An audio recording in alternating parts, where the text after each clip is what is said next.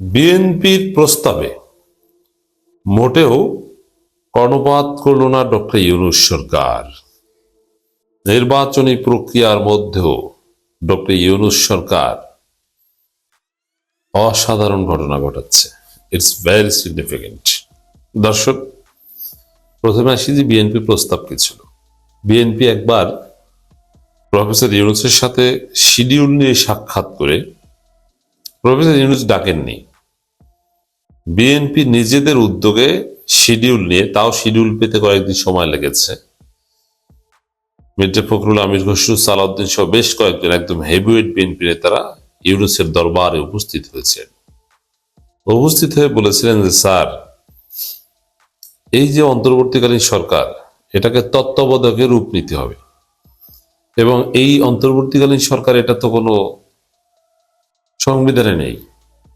অতএব নির্বাচন তত্ত্বাবধায়ক সরকার, অন্তর্বর্তীকালীন সরকার তত্ত্বাবধায়ক সরকারের রূপ নিতে হবে। সরকার বলছে না, ইটস নট পসিবল। তারপর বলছে ঠিক আছে, তত্ত্বাবধায়ক সরকার রূপ নেওয়ার দরকার নেই, অন্তর্বর্তীকালীন সরকারই থাক, কিন্তু তত্ত্বাবধায়ক মুডে ট্রান্সফার করেন। এটা ছিল প্রস্তাব বিএনপির। এটা আমির খসরু মাহমুদ চৌধুরী সেই বৈঠক থেকে বের হয়ে এছাড়া বিভিন্ন প্রোগ্রামে বলেছিলেন যে এই সরকারকে তত্ত্বাবধায়ক মুডে রূপ নিতে হবে। এই মুড শব্দটা বলেছিল। এর মানে এটার অর্থ কি ছিল আমরা তখন ব্যাখ্যা করেছিলাম, আবার করছি প্রসঙ্গক্রমে, যে অন্তর্বর্তীকালীন তখন আবার বিএনপি ওই সেট আপ দিতে পারেনি, প্রশাসনিক সেট আপ এখন যেরকম বিএনপি নিজেদের মনের মতো করে দিয়েছে, তখন সেটা দিতে পারেনি। এখন ওই মন্ত্রী পরিষদ সব নিজেদের মতো করে বসিয়েছে, এখন দালালি রিওয়ার্ড দিচ্ছে, পুরস্কার দিচ্ছে।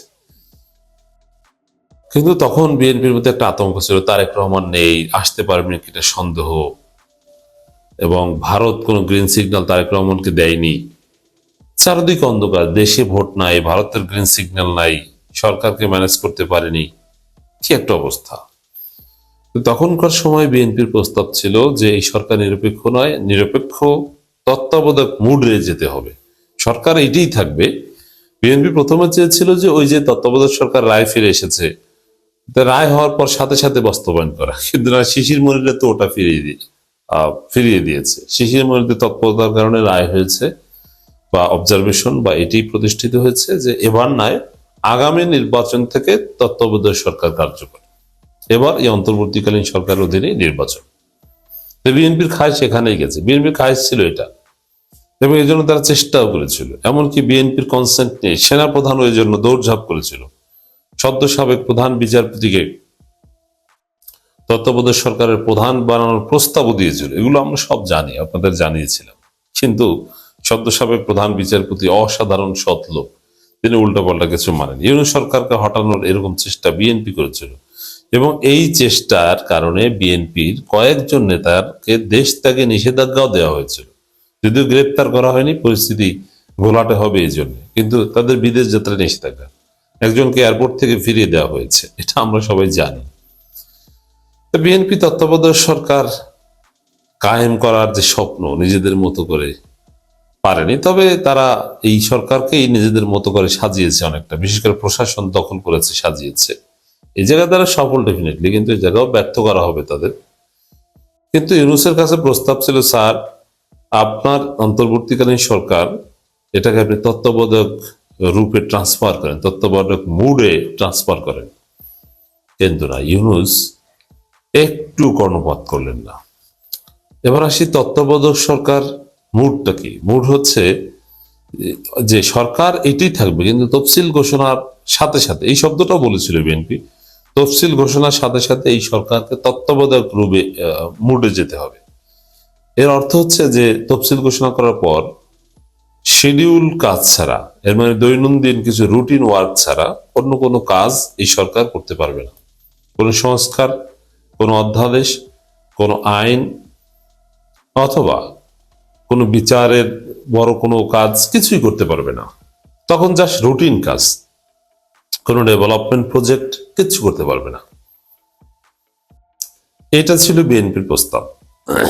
কিন্তু না, আমরা দেখি তফসিল ঘোষণা করার পর ইউনূস সরকার তার কাজের গতি একটু কমার নেই। তফসিল ঘোষণার আগেও যেরকম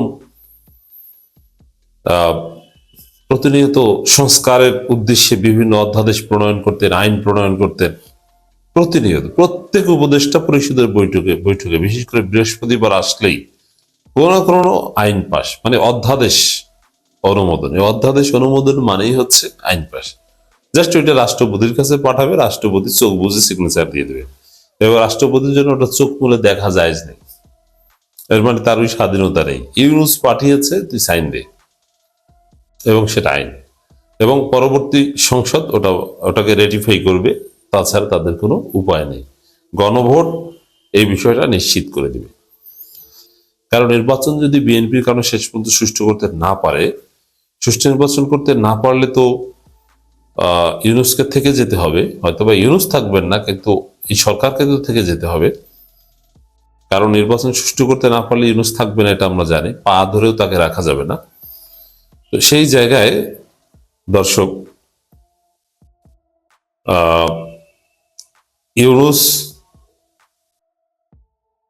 কি করছে, কিভাবে করছে, এটা একটা গুরুত্বপূর্ণ বিষয়। যে ধারাবাহিকভাবে কাজ করছে, যে সুষ্ঠু নির্বাচন না হলে তো সে নির্বাচন বাতিল করতে হবে, কিন্তু সরকারের কাজ কন্টিনিউ থাকবে। এমন না যে একদম চূড়ান্ত বিদায়ের প্রস্তুতি নিয়ে আমি বসে গেছি, সব কার্যক্রম বন্ধ, যা করেছি এখানেই শেষ, এখন জাস্ট আমার বিদায় নেয়ার পালা। বিষয়টা এরকম মনে হচ্ছে না, চালিয়ে যাচ্ছে। তো দর্শক, এখানে বিএনপি যেখানে তত্ত্বাবধায়ক মুডে যেতে বলছে, যে কোনো সংস্কার বা কোনো বড় সিদ্ধান্ত নিতে পারবে না, জাস্ট রুটিন কাজ, কিন্তু না, ইউনুস তো আছেন আর বিচার করছে। ইউনুস সরকার প্রতিনিয়ত আইন প্রণয়ন করছে, নতুন নতুন সংস্কার করছে। এর মানে একটা নির্বাচিত সরকারের মতোই কাজ করছে। নির্বাচনকালীন কোনো সরকার নাই, নির্বাচন প্রক্রিয়ার মধ্যেও একটা নির্বাচিত সরকার যেরকম দৈনন্দিন কাজ করে, বৃহত্তর কাজ করে, ইউনুস সরকার সেভাবেই কাজ করছে, এক সময়ের জন্য বসে নেই। এটা নতুন বাংলাদেশের বাস্তবতা, বিএনপি বললেই হবে না। এবং ইউনুস সরকারের প্রতি সংস্কারের অনেক বিষয়ে নিশ্চিত করে যাওয়ার দায়বদ্ধতা রয়েছে। এর জন্য তাদেরকে এগিয়ে যেতে হবে এবং তাদের এই কাজ চালিয়ে যেতে হবে। এক সেকেন্ডের জন্য স্থবির থাকা যাবে না। এর আরো কারণ আছে। এটা একটা নির্বাচিত সরকারকে পার্লামেন্ট বসিয়ে কয়েকদিন যাবত করতে হয়। এটা আরজিয়ানোর রাজধানী তেজগাঁওয়ে প্রধান উপদেষ্টা কার্যালয়ে প্রধান উপদেষ্টা অধ্যাপক মুহম্মদ সভাপতিত্বে উপদেষ্টা পরিষদের সভা অনুষ্ঠিত হয়। সবার বৈঠক শেষে এটা প্রেস সচিব শফিকুল আলম এই তথ্যগুলো জানান। এর মানে নতুন নতুন আইন করছে একটা নির্বাচিত সরকারের মতো। শুধু এটা না, আরো বিরাট কিছু করছে। বাংলাদেশের ইতিহাসে একটা অধ্যায় রচনা করছে। আমি সেটা নিয়ে আলাদা আলোচনা করব। বিষয় হচ্ছে জুলাই যোদ্ধাদের জন্য দায় মুক্তি আইন করছে এই সরকার। এক বেশ্যার ছেলে আজিজ, এক বেশ্যার ছেলে আজিজ সেনাবাহিনীটাকে বেশ্যারা বানায় গেছে। আজিজের পরে আসছে খানকি শফিক, খানকি শফিক খানকি বানায় গেছে ক্যান্টনমেন্টকে। আর এখন ওয়াকার এটাকে বানাইছে গান্ডু বাহিনী, গান্ডু বাহিনীর জেনারেল পুরা সেনানিবাসকে কলঙ্কিত করছে। সিপাহি থেকে সুবেদার মেজর পর্যন্ত, সেকেন্ড লেফটেন্যান্ট থেকে কর্নেল পর্যন্ত পদকে তারা কলঙ্কিত করছে, আন্ডারমাইন করছে। আপনারা কি সেনাবাহিনীতে যারা চাকরি করেন তারা অনেকে মনে করেন আপনাদেরকে গালি দিচ্ছি? জিজ্ঞাসা করেন কিরপোলা চোদ্রা ভারতে পালাইছে, পেনশন কেন এখনো বন্ধ হয় না? তাদের নামে যেসব বই আলাট হয়েছে এগুলো কেন এখনো বাজেয়াপ্ত হয় না? কেন হয় না?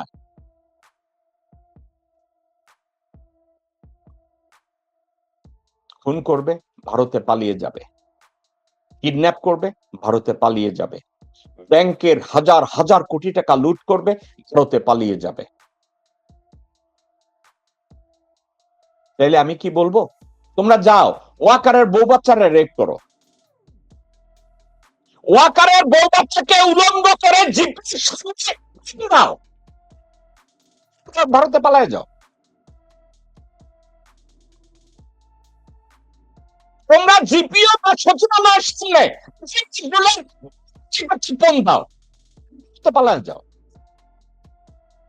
সচিবালয়ের সামনে 2 বছর ভারতে পালায় যাও।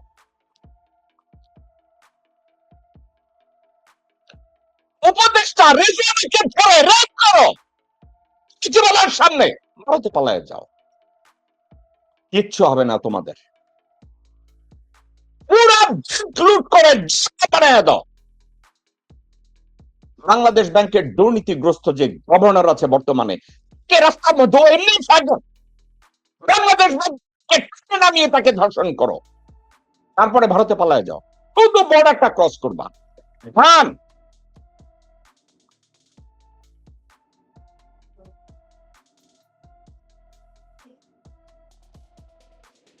আগে প্রচলন করেছিল,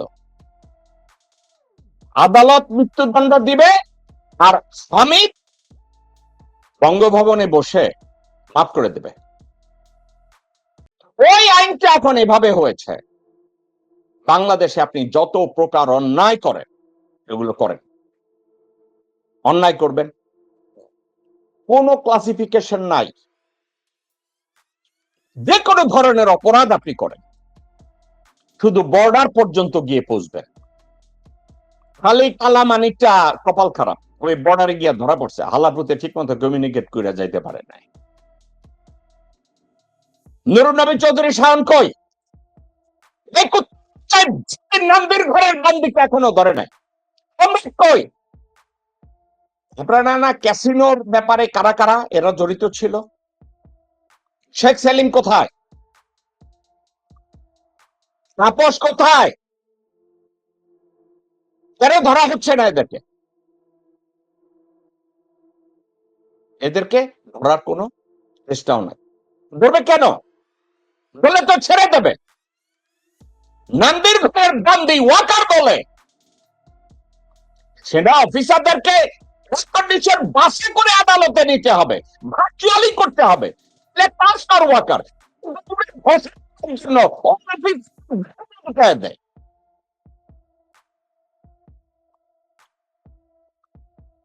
দর্শক শ্রোতা,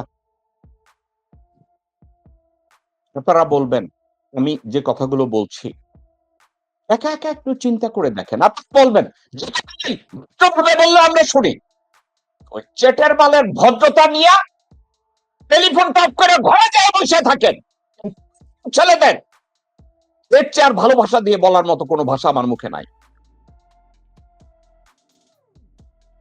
বাংলাদেশে আমার ভাই ওসমান হাদিকে খুন করার পরে উনি যদি ভারতে পালায়া যায়, বাংলাদেশে বসে তদন্তকারী কর্মকর্তারা যদি ওদেরকে আমি তৈ ছাড়া পুটকি মারার পক্ষে। একটা জিনিস আমি বুঝি না, যে কথাটা আমি প্রথমে বলেছি, দর্শক শ্রোতা, আপনি কি ওই প্রতিবেশীর সাথে, আপনারা কি ওই লোকের সাথে সম্পর্ক রাখবেন যেই লোক আপনাকে ধ্বংস করবে? তাকে কি আপনি আরো শক্তিশালী করবেন তার সাথে বাণিজ্য কইরা, তারে পেমেন্ট কইরা? আপনারা একা একা চিন্তা করেন। 5 জন ডিজিএফআই ডিজি বাংলাদেশে রাষ্ট্রদ্রোহিতা করার পরে, অপরাধ করার পরে, খুনের সাথে গুমের সাথে জড়িত হওয়ার পরে তারা ভারতে পালায় গেছে। এখন পর্যন্ত তাদের পেনশনটাকে অফ করা হয় নাই। এখন পর্যন্ত তাদের নামে যে বাড়িঘর আছে সরকার দিয়েছে, সেনাবাহিনী দিয়েছে, ওইগুলো ক্যান্সেল করা হয় নাই। তারা এখনো এনজয় করছে। বিশ্বাস হচ্ছে না? খোঁজ নিয়ে দেখেন। যেই আদানি মতো ইলেকট্রিসিটি সাপ্লাই ঠিক মতো দেয় নাই, 225 টাকার কয়লা 481 টাকা মেট্রিক টনে চার্জ করছে, তাকে এখনো ক্যাপাসিটি চার্জ বাবদ পয়সা দেওয়া হয়। ডিজিএফআই ইনফরমার গুলো কি জুলকার নায়ের কি বালছল একটা আছে না স্বামী, এদেরকে দিয়ে রেকি করানো হয় কাকে পরবর্তী টার্গেট বানানো যায়। ঠিক শুনেছেন দর্শক শ্রোতা, জুলকার নায়েন স্বামী তাকে ব্যবহার করে, কাকে টার্গেট করবে, এই যে মোসাম্বির হত্যা বলেন অন্যান্য হত্যা বলেন, প্রত্যেকটা হত্যাকাণ্ডের সাথে এই টাইপ ইনফরমার এসব খানকিদেরকে ব্যবহার করা হয়, এসব বেশ্যাদেরকে ব্যবহার করা হয়, একেবারে সিনেমার মতো তৈরি করে যে এখন এইখানে এইভাবে খুন হবে, ট্র্যাক করে। এনটিএমসি এবং ডিজিএফআই একত্রে এই ইনফরমার গুলো আছে না, এই জুলকার নাইন সায়ের, বাল খান, তারপরে সাইফুর সাগর, তারপরে কি যেন প্রিসিলা না কোন বালছিলা, তারপরে আরো কে আছে, আরে এই যে ইলিয়াস এক কোন বেটি আছে বাংলাদেশে, কি ইসরাফিল না বালফিল কি জন্য আছে না, তার বাল কত ইঞ্চি কত ফুট লম্বা হইছে, ওই বাল ছোলালা। সো যারা আছে তারা এদেরকে ফিট করা হয়, এদেরকে ফিট করে কি করে, মানুষকে ব্ল্যাকমেইল করে, তাদের গতিবিধি লক্ষ্য করে, তাদের সাথে কমিউনিকেট করে, টকশো কথার কইয়া কথা বইলা, ইনভেস্টিগেটিভ জার্নালিজম করার কথা বলে তাদেরকে যায়, সামনে যায়, আলাপ আলোচনা করে, তারপরে সঠিক জায়গায় নিয়ে একটা গুলি করে এবং তারপরে খুনিকে ইন্দুর পার করে দেয়। একটা কথা আছে, আজকের যে বিষয়টা নিয়ে আসলে আপনাদের দৃষ্টি আকর্ষণ করতে আমি চেয়েছি, সে বিষয়টা স্রেফ একটা, বাংলাদেশ এখন পর্যন্ত সরকার প্রধানের কাছ থেকে, পররাষ্ট্র মন্ত্রণালয়ের কাছ থেকে, প্রতিরক্ষা মন্ত্রণালয়ের কাছ থেকে একটা মেসেজ ইন্ডিয়াকে দেওয়া হয় না যে আমাদের যত অপরাধীরা তোমার দেশে আছে, তোমাদের সাথে আমার এক্সট্রাডিশন ট্রিটি কেন, আমাদের এটা দরকার কেন? আমাদের যদি এক্সট্রাডিশন ট্রিটি থাকে তাইলে ভারত জায়গায় এক্সট্রাডিশন ট্রিটিটাকে ভায়োলেট করছে, আর আমরা বলবো আমাদের বন্ধুত্বপূর্ণ দেশ, আমরা তাদের সাথে থাকবো।